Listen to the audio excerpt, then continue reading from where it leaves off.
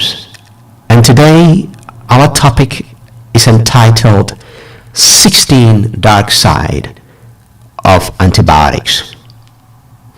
We know that antibiotics is a really wonderful medication that was discovered many years ago. It saved a lot of lives. Unfortunately, these days it's being overprescribed, overused.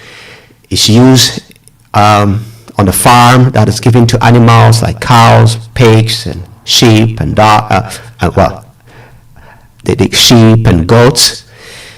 And because of this, the cow's milk, of course, you can find antibiotics in it. And then, of course, our water. All these get into the system. And so antibiotics are no longer effective as they should be. And unfortunately, it's also destroying our gut health. When I talk about gut health, I'm talking about the intestinal healthy bacteria inside human body. The intestinal bacteria, we have over 100 trillion. It's not 1 million, it's not billion, it's trillions, over 100 trillion. And we have very good relationship with this bacteria. Okay, it means that we provide them with shelter and food, and they provide us with health because they are involved in our digestive system to help us break down certain food we can't break down, like fiber and carbohydrate, and help us to create certain nutrients like B1, B12, B9, vitamin K, vitamin B12, also creating that. Also, it helps us with the absorption of vitamin A, D, E, and K, and minerals. So unfortunately, because it's been prescribed wrongly, sometimes people go to the hospital, even if they have flu, which is viral infection, cold is viral infection, chickenpox, measles, they're all viral infections, COVID, they're all viral infections. So if a doctor prescribes antibiotics for you, for these, including ear infection, you wouldn't have any benefit from it, but rather you will harm your body. Because one cause of antibiotics is like atomic bomb thrown onto these healthy intestinal bacteria. We call that the gut microbiome. And 80% of immune cells are in the intestines, 80%. And you see, our immune system is everything for us. It's not only fighting against viruses, bacteria, but it helps the human to age gracefully, to remove toxins or poisons from the body. It takes off inflammation, etc. So many things the immune system the immune system does for us. Unfortunately, children or babies that are born, they are born through C-section, cesarean section. They don't get the innate immune system. Some babies are not even breastfed. They take artificial baby's milk. So they then have to work hard to get the acquired immune system, which is difficult for them because of lifestyle and the food children eat. No wonder young generations have a lot of problems with immune system disorder issues like asthma, allergy, asthma, okay, food sensitivity. It's all basis of this. But let's look at the 16 dark side of taking antibiotics. I start with the less serious problem, less serious side effects. Okay, the less serious is number one, diarrhea. So you can have diarrhea on and off. Nausea, number two, nausea, you feel like vomiting sometimes. And dizziness, number three, it can cause dizziness in people, some people. Some skin rashes can come. Yeast infection. Number six is fatigue. It happens to some people. But now let's come to more serious dark side of taking antibiotics. Antibiotics now has got to a point there it doesn't work anymore. It doesn't, so many of these bacteria now don't respond.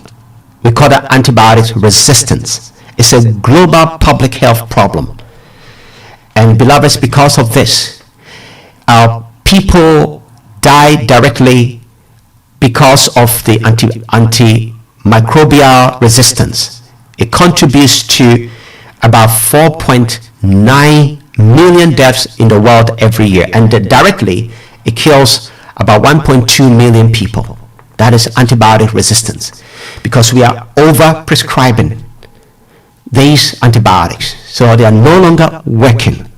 And it will be a pity after operation, antibiotics will be given to the patient, and there won't be any reaction, and the patient could die because the bacteria now have gotten used to that antibiotics and they don't respond, and it could lead to the death of the person after maybe successful operation, including chemotherapies. After that, they give people antibiotics. So it's quite serious. The next, number 8, is kidney damage. When you take, every time you take antibiotics, remember your kidney life is going down. That's number 8. Number 9 is a coronary artery disease. That's heart disease. Your arteries, that's the plumbing system, will begin to plaque, begin to be very narrow and thicken. Antibiotics contribute to that. Heart disease. Okay, number 10 is hypokalemia. It means reduction in calcium.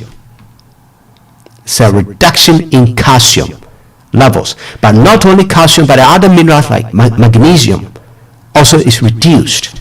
Beloveds. Number 11 is hypoglycemia. It means they have a low sugar levels as well. And that is not good for the body, actually. Now, number 12 is quite, from here, it's a bit more serious. This is what I've mentioned is already serious, but this is even the next stage. They've done research over, that is, and about 7.9 million participants were involved across 25 studies, and they found that antibiotics use increase cancer risk by 18%. When I go to the specifics, lung cancer is risked by 29%. Lymphoma, that's another type of cancer, at 31%. Colorectal cancer, that's the cancer of the rectum and the large bowels, the colon, is 36% risk when you take antibiotics.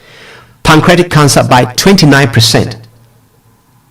You see, number 12 here is 53% increased risk of type 2 diabetes. Type 2 diabetes. So you see, it's not only about the sugar you eat or the unhealthy oils you eat, but also the use of antibiotics can lead a 53% increased risk of type 2 diabetes, which is now very common in the world, diabetes. And in children, number 13, 40% risk in type 1 diabetes in children. So you have a child and you don't understand why the child has type 1 diabetes, and you give the child insulin, but that is because of antibiotics. 60% increased risk in rheumatoid arthritis, that is autoimmune disease. Now autoimmune disease has become very common, and unfortunately it will be higher in the future. Autoimmune disease and rheumatoid arthritis is typical. Number 15 is inflammatory bowel disease. It's increased by 50%. And if you have inflammatory bowel disease, normally you become food sensitive, because you may have Crohn's disease or you may have ulcerative colitis. But at the beginning, you begin to be sensitive to some food. You can't eat some food. It's not normal for people not to be able to eat some food. Antibiotics is responsible for this. And of course, number 16 is vitamin and mineral deficiencies. And remember, if you are deficient in minerals like calcium, magnesium, iron, your health can never be in balance. Beloveds, we've learned a lot today. As you listen to me, you may have some chronic problems due to maybe antibiotics or not. Any problem that has been with you for long and you have been sort of controlling the symptoms, it's time to do something different that you haven't done before for yourself. It may be you or not. Share this number. If you're calling outside the UK, it's +44 738 464 7300. If you're calling within the UK, it's 0738 464 7300. If you want to learn more about my videos, you can go to my YouTube channel. There are short videos there. Every week I put something online for you to learn more and share the videos there. Put in Dr. James-Natural link. Dr. James-Natural link. When you go there, subscribe so that I don't miss any of the future program, and share the videos there. Be a blessing to somebody, and God will bless you for that. Thank you so much.